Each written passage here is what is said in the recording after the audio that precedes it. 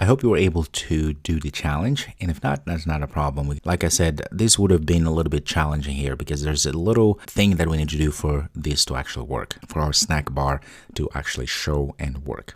All right, let's go ahead and get that done. So this is probably how you did it, which is how it's done. So it would say scaffold, because in order for us to invoke a snack bar, we need to go through the scaffold, which has a method called show snack bar, and then we pass a snack bar object, right? There's different ways to do that. We could come down here and could say final snack bar is equal to snack bar like this, pass content, correct. And then of course we say scaffold, like I said, and say of, we need to pass the context. In this case, I can just go ahead and say context like this. Now this context has to come from somewhere. Of course, we're gonna pass say build context, right? And pull it all in like this, right? And then say show snack bar and pass our snack bar. Or we could have just taken all of this straight and added inside here. So it's one liner. Maybe this is more expressive and you can see exactly what's going on. Okay, this is how you would do it. Now you notice if I were to do this, in fact, let's try to copy this and paste it in at the bottom as well. In this case, I'm going to say incorrect. Okay, like that.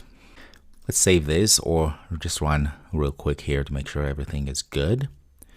Looks like I have problems, require arguments. Right, we are back to the problem here. That means we have to pass the context for each one of these, right? Because we changed our signature.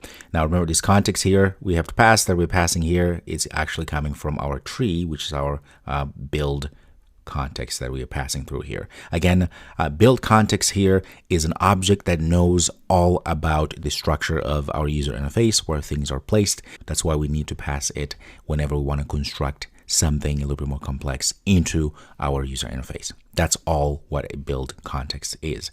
Again, that's one version. There's more things that it can do. Very good. So that's what's happening here. But I'm going to show you that's exactly what you probably did. And you save and run and try to get things to work and click and nothing is happening. You know everything is still working. If you run here, it says it's correct. Looks like I still have a problem. Yes. I'm missing a semicolon there. Let's fix that and save. Okay. Life is good right now. Like I said, you notice that, well, I guess let's start over.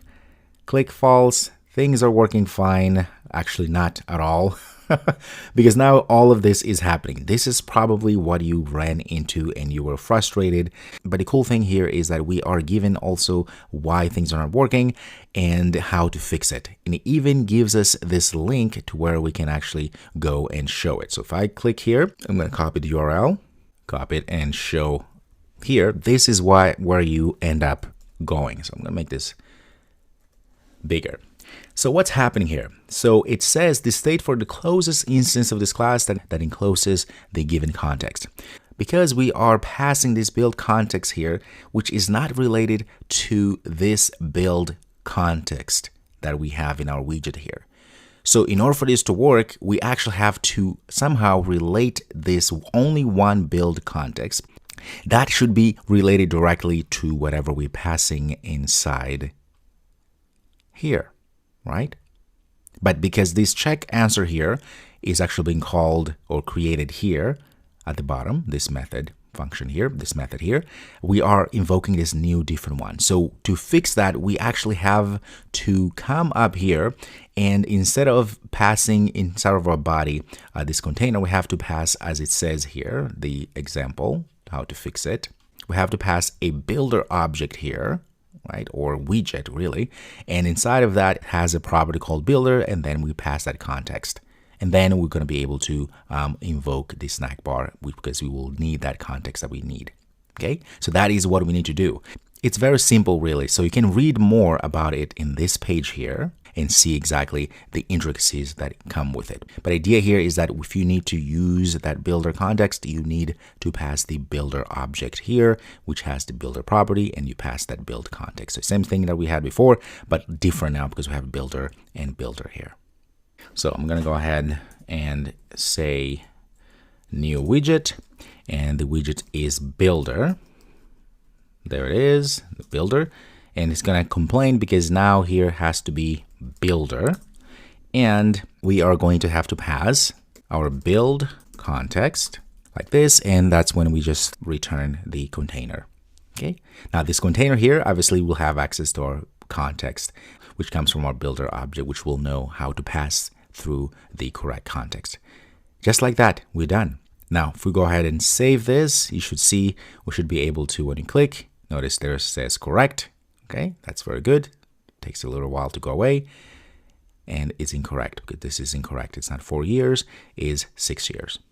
Very good. That is the way we make this to work. So let's put a little bit of documentation here. I'm going to say we use builder to use a context that is a descendant of scaffold. Say or else scaffold of will return null, which is exactly what we were seeing earlier.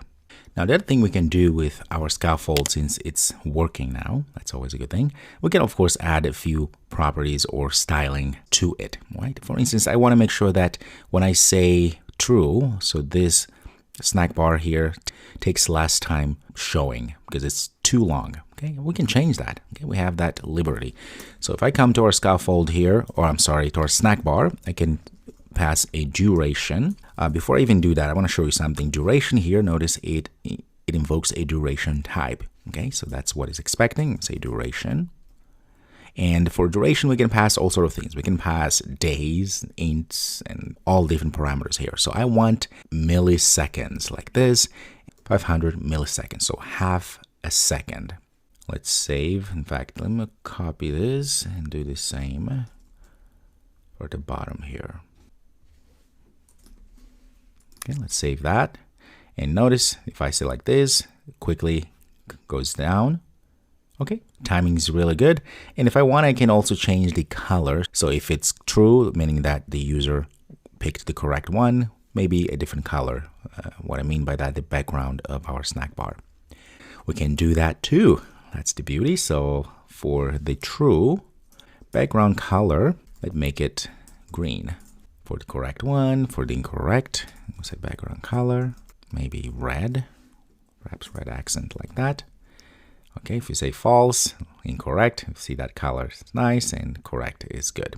Now you notice here our next is working, everything is good, but it would be really awesome if we were able to, as soon as we hit true or false, regardless whether it's correct or incorrect, we go next, right? That'd be nice.